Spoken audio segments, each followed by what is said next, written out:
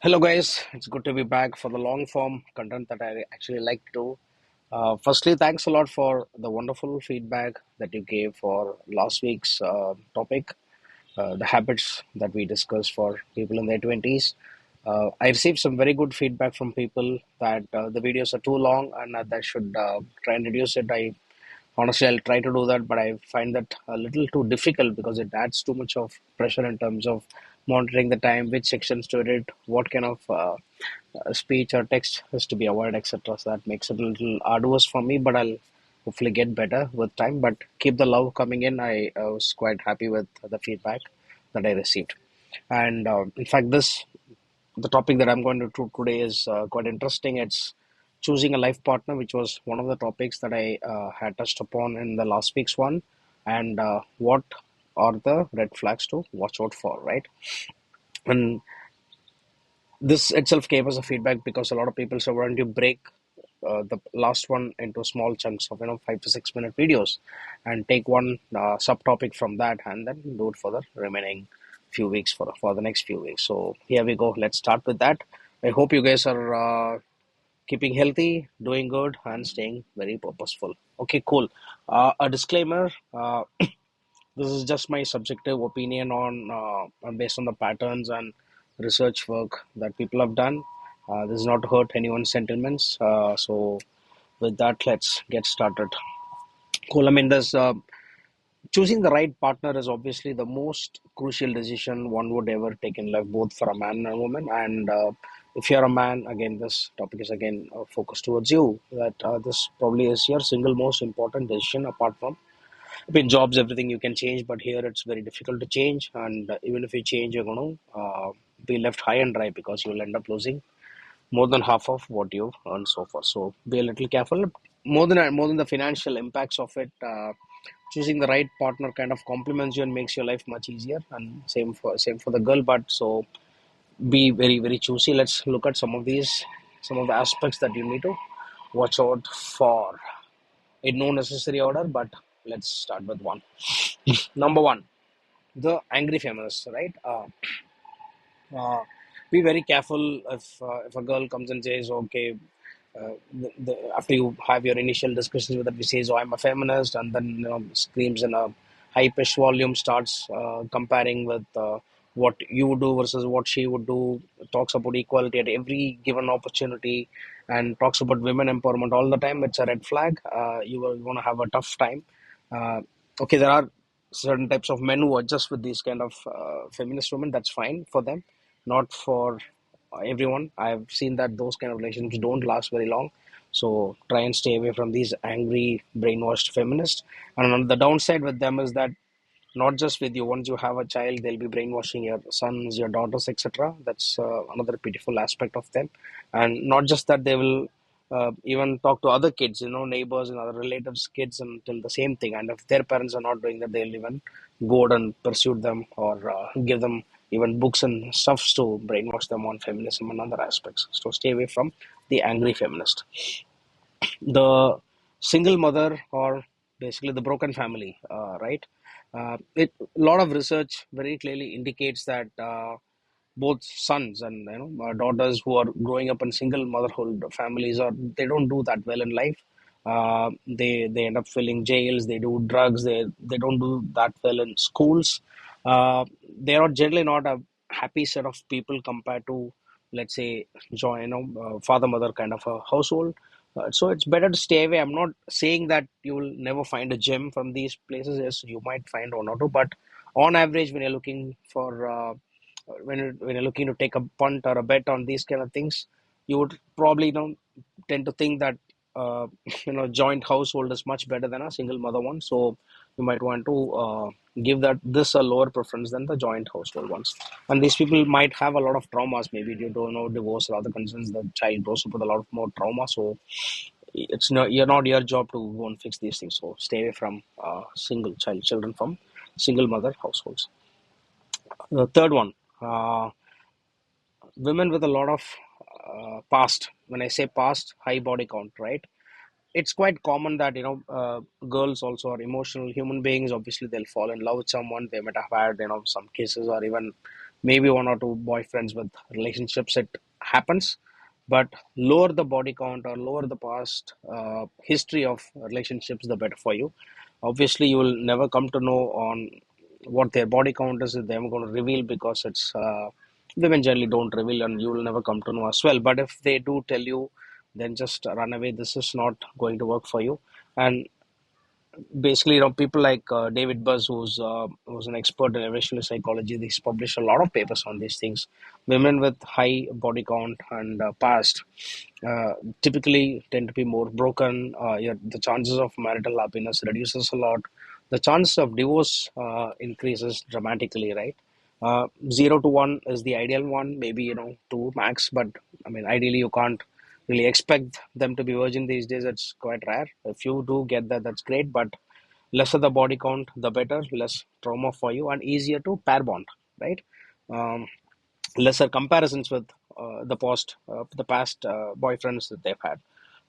Yeah, I mean, look for these obvious signs. Maybe you, if you know they're in college, and you typically get to know. But yeah, let's look for these kind of signs. Number four, the extremely career obsessed or career minded ones. You really can't have it all. We've been most people, particularly women of today, are been wrongly indoctrined by feminists that you can have it all, that you can be a great wife, and then or career is more important than your house. That's not the case. If someone is extremely career oriented, so be it. That's fine for them. But if she's not going to spend enough time with you at home and with the kids, something else is going to get affected. That's a fact. So it, of course, I leave it to your choice, but I would tend to think that if someone is extremely career oriented, it's a kind of a very masculine role to even grow in a company. It takes a lot, and it creates a lot of disturbance, even hormonal. There have been studies that show that there are could be possible hormonal imbalances in women who are extremely career obsessed as well. So try and stay away if you're looking for someone to take care of you, take care of the house and the kids. Career minded ones won't cut the ice for you, right? Okay, cool. Number five, the entitled princesses and basically the narcissistic ones. It's pretty straightforward.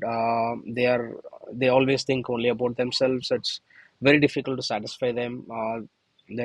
There's nothing to reciprocate, right, in a relationship with these kind of women. So obviously these are things you may not be able to notice immediately when you have a chat, but 2 3 discussions with the girl, you will kind of know that women typically are generally very nice to the man that they like, because they're quite hypergamous, right? So if they like the man, then they're going to be playing the more of a complementary role, the submissive role. The dominant ones, the angry feminist ones, etc., the entitled ones, they'll only be talking about themselves, what they taste, etc. You will kind of get a hint of where they're headed. So try and stay away from these kind of entitled princes. It's very difficult to lead a long life with them. Number six, social media addicts, the party animals, the ones who do a lot of binge drinking, weekend partying, and the drugs, etc. These are very attention-seeking kind of a women who are emotionally damaged at to some degree. I'm not saying all of them, but a large part of them are quite damaged. So if they're dancing in skimpy clothes on social media all the time, keeping their profiles public, concerned. So of course, I mean, if you're in a job that requires you to have your Instagram profile public, so that you gain followers for your career, etc., that's definitely agreed. But otherwise, if these kind of committed women are putting up skimpily clad dresses, revealing outfits, and on they're all over on social media, dancing on the streets, etc., stay away from them. They are somewhere some kind of deficit in their life that they are seeking validation from the external world. The likes and the, I don't know, comments, etc., are just probably driving them. Stay away from these kind of social media addicts and the party animals as well.